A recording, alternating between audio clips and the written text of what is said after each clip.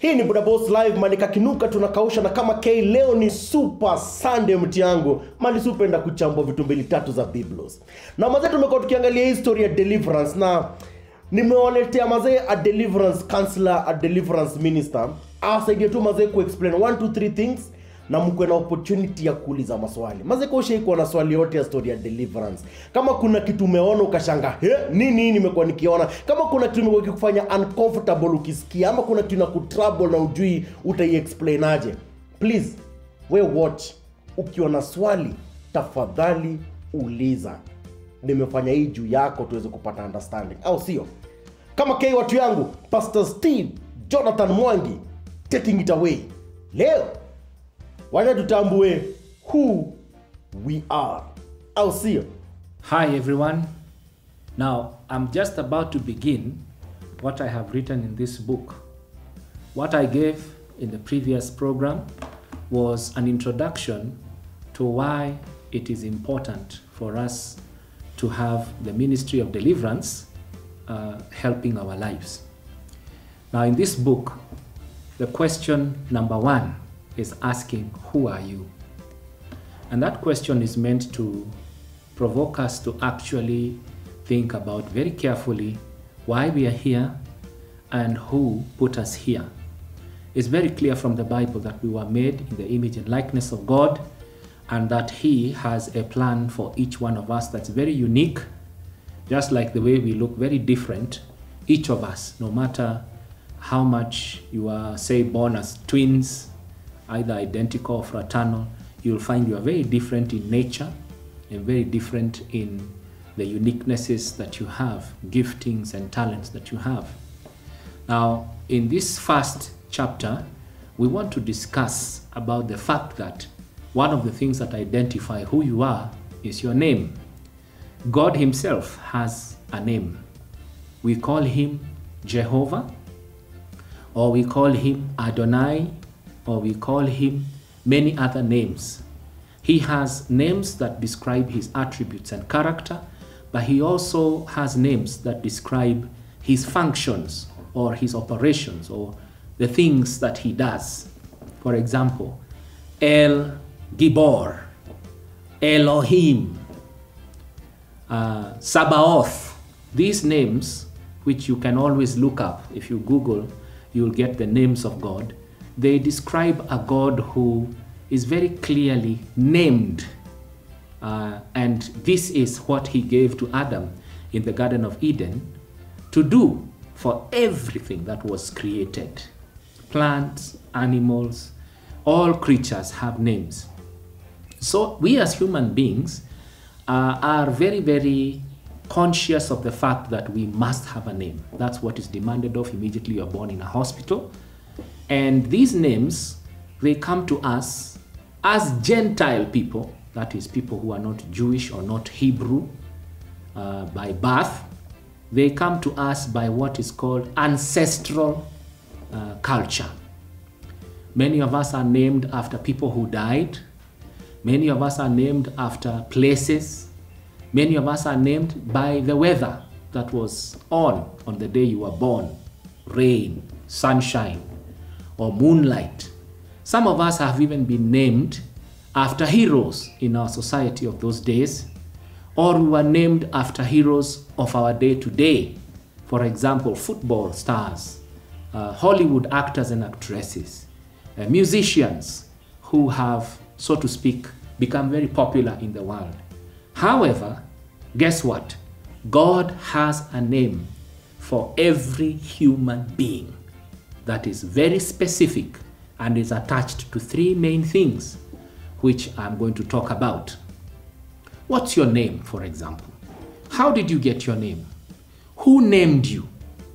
And ask yourself this question: did God have a name for you? Would you like to know it? Would you like to flow in the fact that His name has a purpose, for example? Well, that's what we are discussing briefly in this particular topic.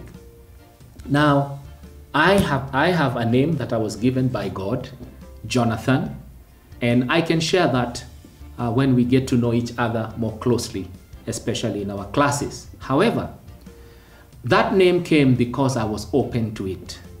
Now, my previous names came from my mother, came from my father, came from uncles and aunties.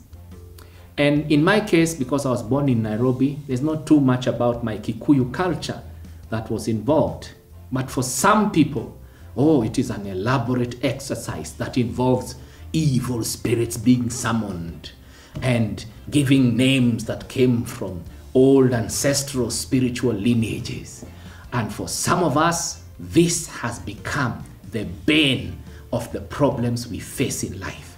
You were named after somebody who was a witch, for example, or you were named after somebody who did great accomplishments for the demonic world, or you were named after someone with such terrible character traits, drunkards or drug addicts or people who are involved in stealing, or they were robbers who were known to kill people.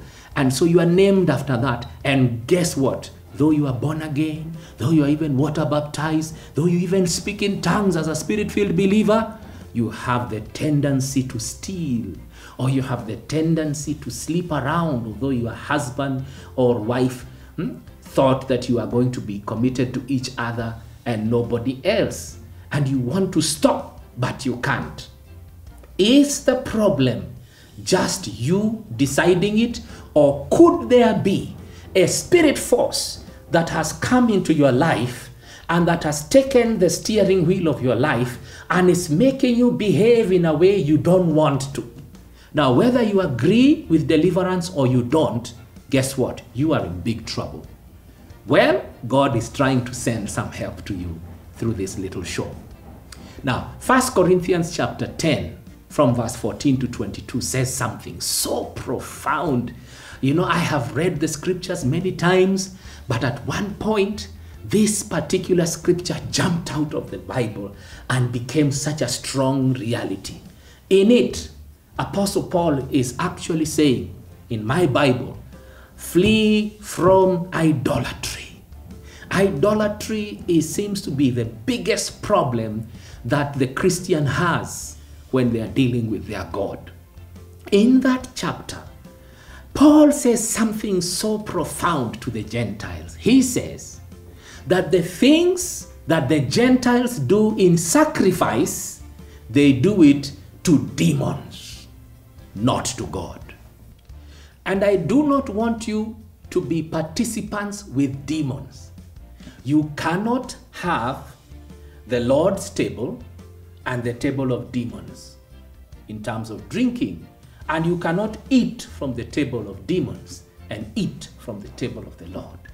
Are we trying to arouse the Lord's jealousy? This is what Apostle Paul, apostle to the Gentiles, actually says in that scripture. And by saying that, he alludes to the fact, or this is the pure implication of that scripture, that we who are born into Gentile culture have connections with demonic power, whether we want to agree with it or we don't. And Paul is trying to help us that we can overcome the demons and be able to live a life that will please the Lord. Now, in this coming segment, I want to explain to you how that Gentile connection with demonic power affects how your naming comes to pass, and how that naming can actually play out for the schemes of the enemy. Stay tuned. Habari ndio hiyo mtiangu mazee at Freddy Budabos changamka 123. Make sure mazee jo muuliza maswali. Pasi atakuwa hapo ku make sure ame respond to whatever question utakuwa nayo. Mazee tusaidie kusaidia na kujengana kwa history. Au sio? Please ukitaka kucheki video zote tumedo one time changamka www.budabos.co.ke. Mtiangu video zote tumeshawahi do. Kama wewe ni fan wa Super Sunday peke yake, utazipata ziko pale tumekupangia. Au sio? Next week tunaingia story ya naming. Itakuwa ni more fire. Yeah. Acha nikaa.